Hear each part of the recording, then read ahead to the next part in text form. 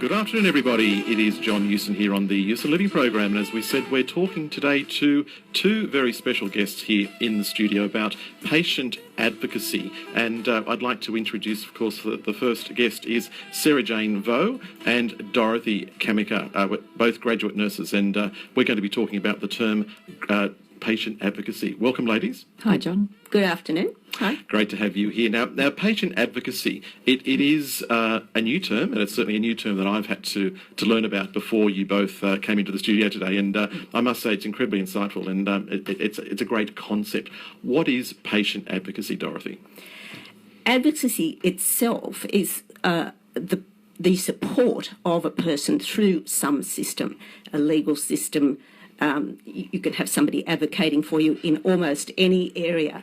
But in the health system, patient advocacy is when you have somebody who is expert in that field, supporting or assisting you through some healthcare event, some incident that means you're going into a hospital or you're going to encounter some treatment or management by a professional, and a healthcare advocate or a patient advocate will support you through that event and be your ears and your eyes and perhaps listen when you're stressed, and be the person at the end of the day who is independent and can help you get the outcome that you desire from that particular problem. Yeah. Now, my understanding is that patient advocacy has been incredibly popular over the years. It originated in the UK and the USA, if I'm correct? That's right. That's exactly right. It started in the US in the early 90s, and it started patient advocacy itself started a lot earlier than that in cancer research to look after patients who are undergoing research programs in cancer.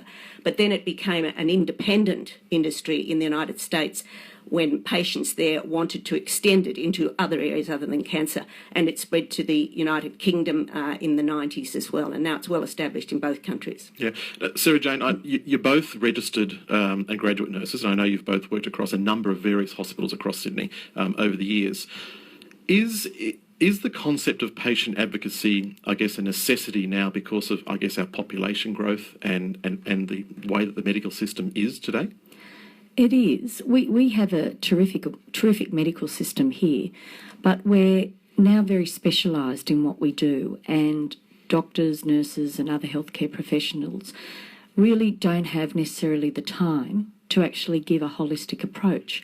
And so, saying don't have the time, isn't it a contradiction? I know it's very real, but it is the way that the system is. And obviously we're going to get into more detail about this, but just to say that a doctor doesn't have the time, we're not a third world country. No. And we're very, I guess, time poor, and we tend to look at what we can do to a patient, and rather than look at the whole thing, and then we transfer them onto another health professional. And I guess what we're realising is that the system really needs someone who can oversee the whole process and link all those people together and health professionals together to get the best outcome. Because we do have a good system, it's just got some holes that need to be filled. Yeah, and clearly this service is there for the community, and I guess it's great to be able to understand the detail of it, which we're going to be doing over the next hour or so. So stay with us. We're talking to Sarah Jane Vo and Dorothy Kamaker, about patient advocacy here on the Use and Living program at FM 99.3. Will antagonise the carers, and with confidence that, the health carers don't feel like that. A medico, a nurse, a professional health carer in a ward will reward an assertive relative, because that's what they're counting on, somebody who is actually participating and taking on some of the responsibility for the patient. I hate to say this, but in a situation, and I'm just realising this as you're speaking, is that I've personally experienced this with our own family, my own mother's care, that she had very vocal children who were there supporting her. She was lucky because we were all very hands-on. I didn't realise at the time what the consequence of that really was. In fact, she got so much better care because she had an interpreter, because she was drugged up. She wasn't really capable of making or understanding the decisions. Now she was in a unique position where she had family around her. So I'm starting to understand what this means, because there were other people on the ward that you could see didn't have that. you will understand when you work in the hospital that the patients who do best are those who have health professionals who are actually relatives. So doctors, nurses, physios in the family, and the staff themselves behave completely differently with them. It doesn't say a lot about our health system. It's not right. Well, it's just reality. It's reality. Yeah. Well, I think it's a great topic that we're talking about here, because this clearly is why it's successful overseas. And I think the more we understand what this is going to help community at large. Amen. The outcomes are completely determined by the participation, the collaboration of the family and the providers. Yeah. And the more the family are empowered, or the more they employ somebody who's empowered, the better the outcome. There's a message here. Make sure you get on with your family. Amen to that. Dysfunctional families are another story altogether. We'll get onto that later. Stay with us. You're listening to Sarah Jane Coates and Dorothy Kamaker talking about patient advocacy here at FM 99.3. Stay with us till 2 o'clock today. And Sarah Jane, we were talking before about the benefit in some families that do have family members to support them in a situation where they may need that translation. I guess the advocate skills could be acquired by family members and adopted themselves and used for a patient. Can you provide some DIY advocacy tips? I guess the first one is to not be intimidated by the process, to go in and to know that you don't know the answers. So therefore it's okay to ask answers, and to keep asking the answers until you get an answer and an explanation that makes sense to you and that you understand.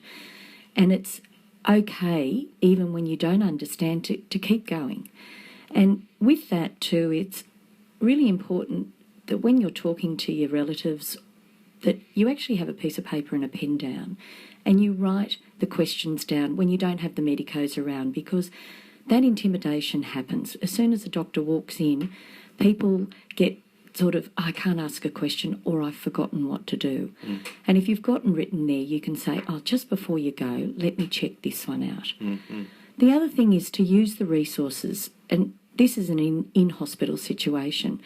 Things like the social workers and people like that, they can provide really good information. And again, it's about actively sourcing them and finding them, and then finding out what resources are available in the community so that you can then access them. So I guess it's looking at what's available and knowing that you're allowed to get there. So where is the best place to find this? You're saying through the social worker? If you're in a hospital situation, is that where you go? It's one of the places. So if you have had surgery and you need help once you're getting home and you need support at home, be it physically with sort of chairs or walkers or anything like that, the social workers are the one that can put you in contact, or the rehabilitation people if that's the process that you're going through. The other thing is to make sure you utilise the nurses on the ward. And you're in a ward that's a specialty for whatever reason you're there, they have the knowledge about what's also available there.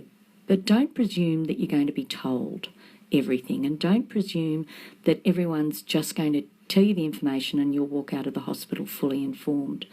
And that's the thing I'd like to get across to people, is that you just have to realise there's really good facilities there, but we have to go looking for them. Yeah. Dorothy?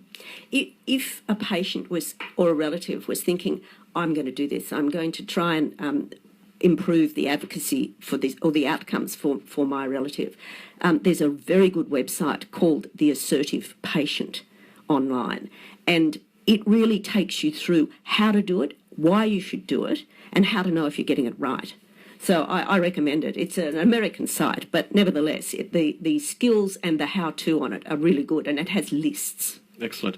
Now, what about, as you're talking through there's been a situation where I'm still unclear of the actual outcome. So I'm going to be that person and ask the question. I'm going to the resource right now. In a situation where somebody's in hospital and they may have some post-traumatic stress going on, or it would be apparent that probably they may go into this. Is it correct that counselling can be provided through the hospital before they leave, and that can be set up as part of the hospitalisation, or not? Yeah, most certainly. Every hospital has access to counsellors and to people who can diagnose and draw up a plan for any emotional issue and can have a specialist referral within the hospital system and then to a private practitioner for post-discharge. Absolutely. So for accident victims, particularly, or post-traumatic stress can happen through any situation, as we understand, but particularly in an accident scenario, where should that not be as part of general hospital care that's provided? Or have I got that wrong? I don't think you'll find most hospitals will provide that within the hospital, and often it doesn't manifest until the patient has gone home. Should it be advised as part of the hospitalisation as follow-up? Should. A lot of things should. This is one of the gaps that Sarah Jane was talking about earlier. This is one of the areas where in the first post-discharge period, you really do need somebody advocating for you to make sure you don't fall into a hole. Actually, I like the way you've said that. That there makes a lot of sense to me as to where you start to ask the question of the post-discharge. And the problem too is that our length of time people stay in hospital now is very, very short. So what you're talking about are these psychological issues, and as Dorothy said, they're not going to develop probably for some time, and the patient's probably well and truly left hospital by then. And then they're not knowing what's happening to them. They're not necessarily going to identify a need to talk to their GP. And I guess what we're talking about is it's about connecting that whole process and being on top and knowing where people are at once they leave hospital, and we're trying to help connect the dots. Yes, Dorothy? I just recently had a patient who falls into this category exactly. His ride-on lawnmower flipped on him and amputated his arm. And he had big psychological problems. And it was clear to the staff they were not able to provide any management for that while he was in hospital. It would have been too lengthy. It would have delayed his discharge. And he employed me to line all of this stuff up for his post-discharge. And that's what happened. Yeah. Interesting. We have a very different model. Advocacy, because that language has been owned by lawyers, seems to have sort of win-lose written into the outcome. And that just does not work in health. What you want is the best outcome. Even if it's a compromise to perfect, you still want to work towards the best outcome. And the strategy that will achieve that is not a confrontation and not adversarial. It's a collaborative model. And that's why I have such a strong view about this being an industry that is probably best manned by people with a health background, because to collaborate with health workers, you need to talk their language, you need to be included on the team, they need to know they can rely on you for a certain role in it. You're not just going to solve some technical problem, you are going to collaborate in the outcome. And that's why on our team we only have graduate nurses and other health professionals. There are a couple of doctors who've done it, there are physios who've done it, and they'll make very good advocates. But my view is that standoff position that says, hello, this is a problem, and that somebody has got to win this adversary or not, I think is the very wrong way to go about it. When I go into a hospital, I immediately work with the medical team, with the nursing team, on behalf of the patient to achieve whatever it is that the patient has identified as the desirable and realistic outcome. Yeah, we spoke before about about parts of the community that actually may need the advocacy project or program, I should say. But with the ageing population and the growth in population that we're seeing today, this is obviously a consequence of that to some degree. But as we are ageing, our families are becoming, I guess, more dysfunctional in that a lot of people don't have that family support. Is there a strong element of that in the community of advocacy, or not necessarily? There is a strong element. The change in the demographic of the population is the very reason why advocacy is so important, be it professional or be it just by the patient and their family. And that change is that people are having their children later. So somebody who doesn't have a child until they're 35, 40 years later, they will have aged parents, but they will still be at a very important part in their own life in terms of their own children, and they will be working professionals. So the difficulty in the change in the demographic is that the acuity level of aged people has risen in hospitals. They're much sicker. They've got comorbidities, that is, they've got cascades of medical diagnoses. Their children are working, their children have children, and this is what's called the sandwich generation. And so suddenly the ability for people to have this nuclear family where they supported each other is changing dramatically. Yeah. Sarah Jane, it's apparent there's a reduction in hospital days for surgical intervention nowadays, and we've spoken about that. The hospital stay is becoming less and less, and recovery and rehab is becoming much more home-based. In regard to what I'd like to ask you to have a think about is, how does this affect the ageing population? If we can come back to you after the next slide, emotionally stable enough to carry out that role, are they? No, and often if we're talking about the aged society here, that the parents don't want to burden their children with the problem. And they, especially in this day and age, we've got the people of the elderly ones that have probably come through the war or come through depression, and they are stoic and really tough people, and they don't want to burden or put any other pressures on other people. So if you've got someone who's independent, unemotional and clear thinking, you can actually identify and see problems before they even arise. Is there anyone out there like that? That's what we hope we're doing. Hello?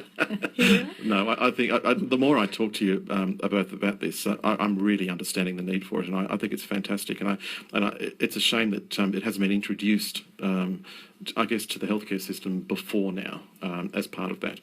Dorothy? It's really a function of the healthcare system coping less and less, though. That's probably it's probably the industry of the time. This is a solution to a problem that's really sort of widening at the moment. This Yes. is a gap that's really widening. Yeah. But just to go back over a little bit of what Sarah Jane was saying, because she has expertise in hospital to home transition, and I've just finished working in emergency departments, and what she was talking, bounce back, is a direct consequence of what is also known in emergency departments as acopia, or frequent flyers, where you get these clients who come back in and they actually just fail discharge. They can't manage that short period, a week or so, where they have to adjust from the very high levels of monitoring, care, treatment that they're getting in the hospital to taking that on themselves, along with all the daily living functions that they've got to take over,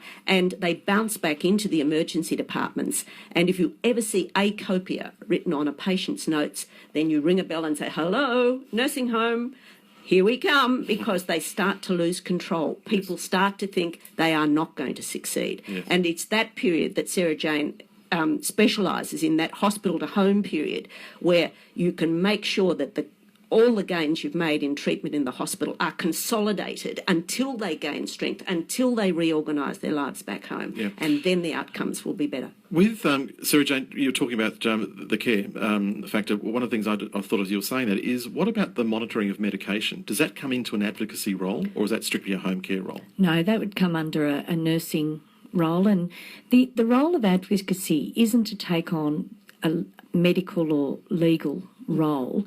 It's there to be the eyes and the ears for the patient. So we are hearing and interpreting for the patient. We're not making decisions for them. Sure. That's about them. And in regards to their medical care, which is administration of medication, that is done by their administering GP, Yes. or if they have a home care nurse that comes and visits them, and that comes under their category. Yeah, and I think you used the term before, translation. Yeah, that's exactly what it is. And this home care nursing service can be organised by an advocate. It will be clear once we monitor whether or not somebody's coping, whether we need to add another service to it.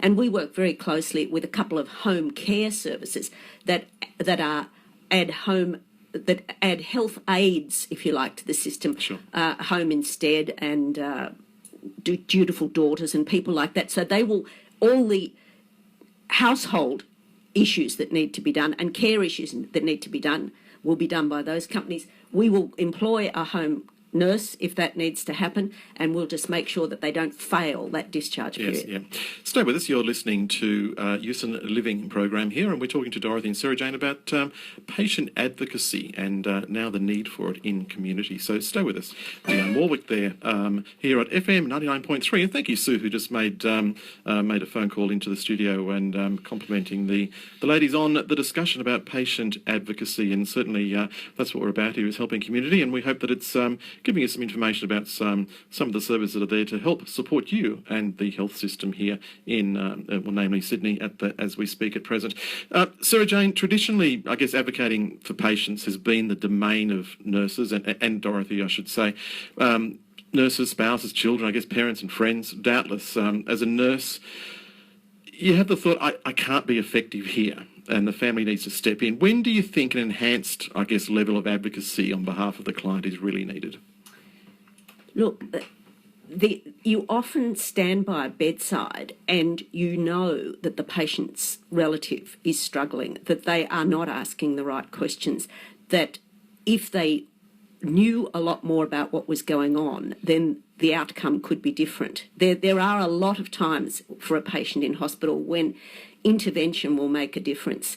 And I think that... Can you give an example? Yes, I think if you've got somebody who's being offered a treatment option, and I had a client recently actually who was being offered angioplasty for coronary artery stenosis, and I knew full well that this would be an unsuitable management for him, and his family were not aware of the alternatives, and I knew that if they were asking the right questions, or if the patient was conscious enough to ask what were the implications of angioplasty and what were the alternatives, then he would have taken a different path.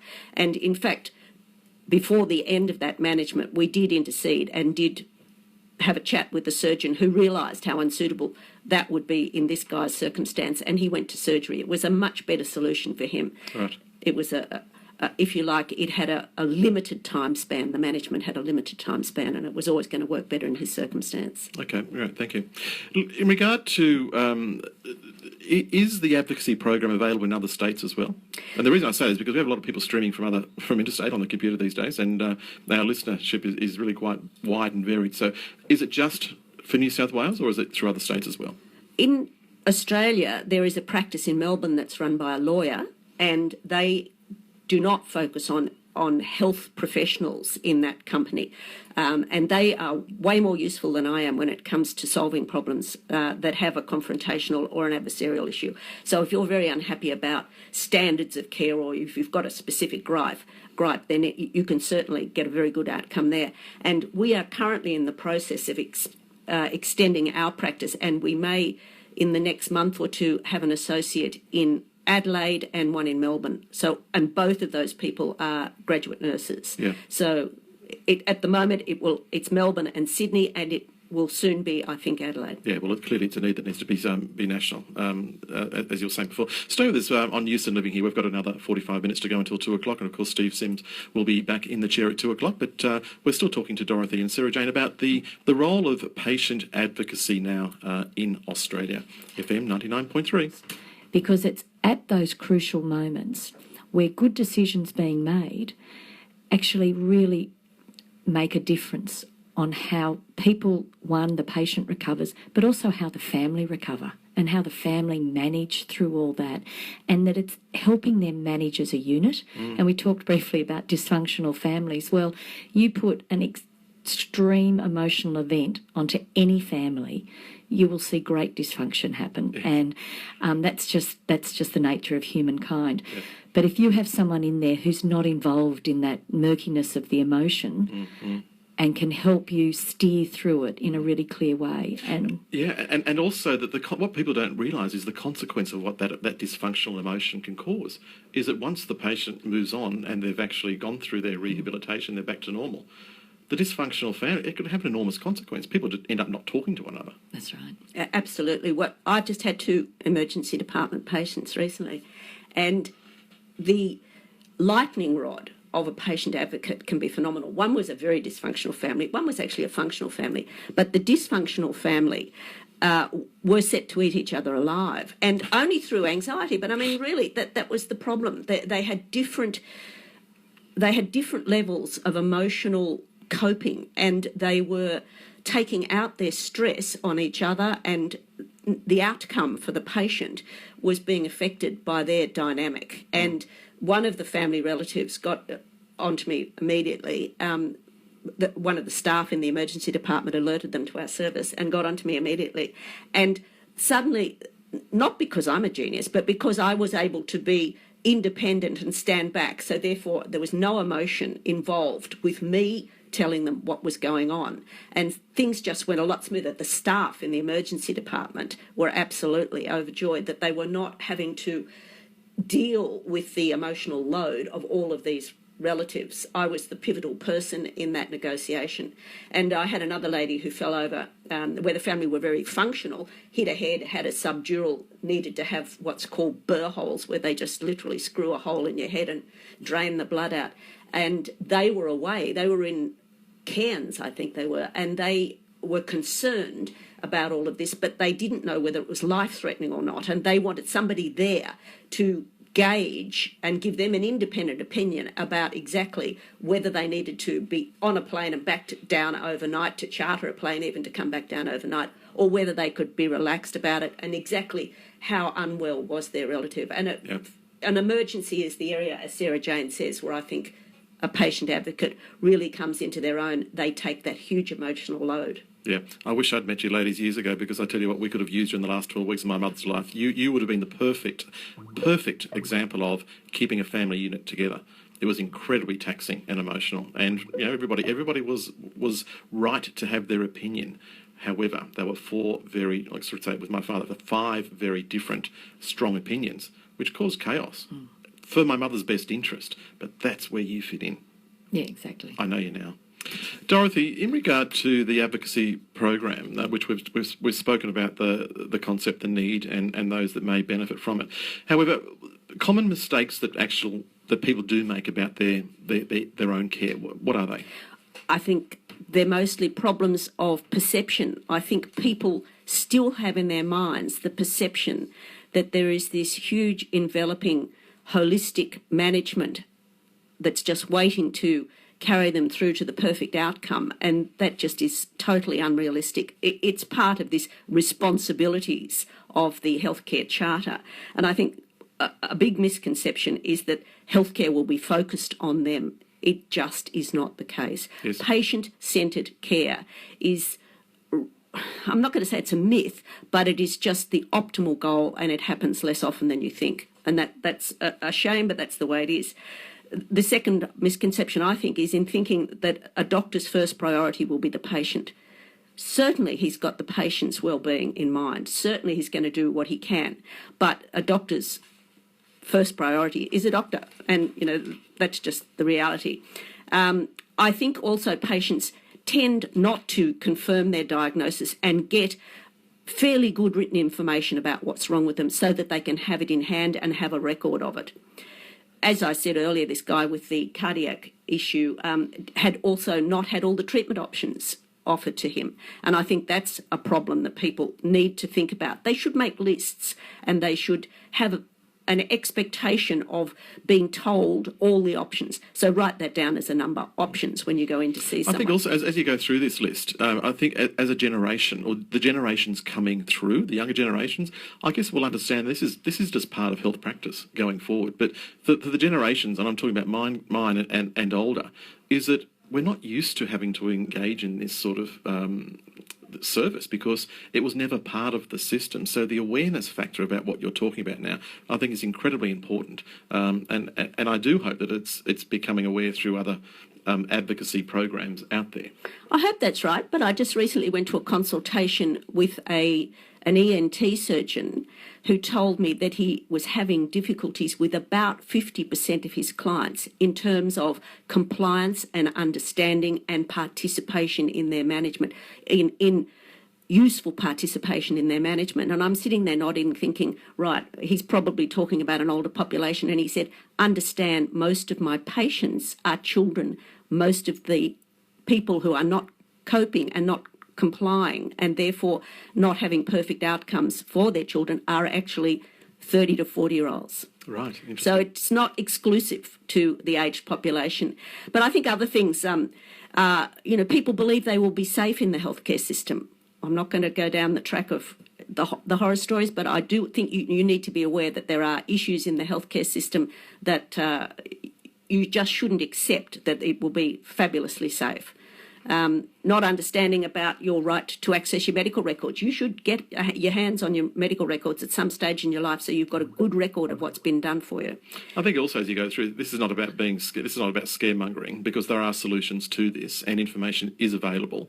But it doesn't hurt to know about some of the reality checks behind the scenes. I think that's right. And I think another issue people should not go down the track too strongly with is Dr. Google. I think the potential for getting yourself into trouble by self-diagnosing is has its dangers, and also in relying on the experience of a friend, the management that a friend had, things like that. It follows that believing everything that you hear and see in the media, I believe that has also got its serious problems. So those are the things I feel are likely to be mistakes that patients commonly make. Yeah, great point, and thank you for sharing those with us. So stay with us. It's 1:31, I should say, here at FM 99.3. If you're out and about and travelling to somewhere over the Easter weekend, make sure you're driving safe out there. The roads are wet, and you want to make sure that you're here to tell the story at the end of the day. Stay with us here on FM 99.3. As a result of his being held up, he was about a month longer off work than he needed to be. Wow. So that's one instance. I had a lady a couple of weeks ago, a 92-year-old who was wanting to die, trying to die, had been 3 weeks in hospital with a terminal respiratory disease and had been expressing her wishes to die and had been totally ignored. And her daughter rang me up and said to me, look, I think that, I need somebody to intervene here who can focus this care on my mother, who can have her wishes prevail. And so I went in, and that worked marvellously. Honestly, the staff were relieved, really, to have somebody else in there just getting the patient to express clearly what it was she wanted. So that was a scenario. I had a lady just recently who was having a thyroidectomy, and she had some mental health issues, and she was terrified of her surgeon. She was intimidated by the surgeon. She was terrified. Unreasonably, I think. I'm sure the surgeon was, he's a famous surgeon and he's very, very good. But she needed the emotional support to get herself through that period with the surgeon so that she could give informed consent. She had delusions that this man was going to do things to her that he was never dreaming of. Yeah, sure, thank you. Stay with us. It's 20 minutes to 2 o'clock here, and Steve will be in your chair at 2 o'clock today to take you through for the rest of the afternoon. It's FM 99.3. And there's another website, patientadvocatesydney.com. And on that website, there'll be a link to this to this session on your program today, and people can listen to this again, and that has a whole lot of DIY tips. Yes. So we'll come out free of charge and talk to any community group, because this is something that both of us are absolutely passionate about, is just getting patients up to speed, advocating for themselves out in the health system. Yeah, and I think that the main message I've got out of this is that there is help out there, and it's also, don't be afraid to ask questions, because everybody's becoming time poor, but ultimately you've got to be responsible for yourself, and you can ask the questions. That's exactly right. Yeah. Thank you so much, Dorothy, and it's great to have you on the program and giving up your Good Friday to be part of it, and certainly helping our community here at FM 99.3. You have a lovely Easter.